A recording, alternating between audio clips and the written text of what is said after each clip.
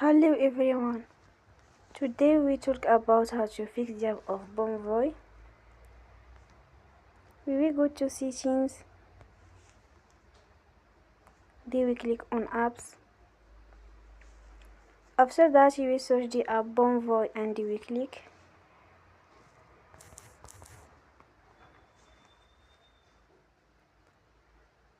You will enforce stop. After that you will go to storage. Then we click on clear cache.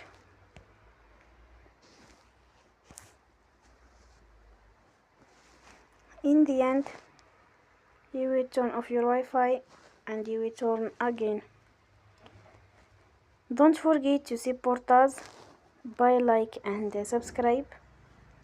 See you next time and thank you for watching.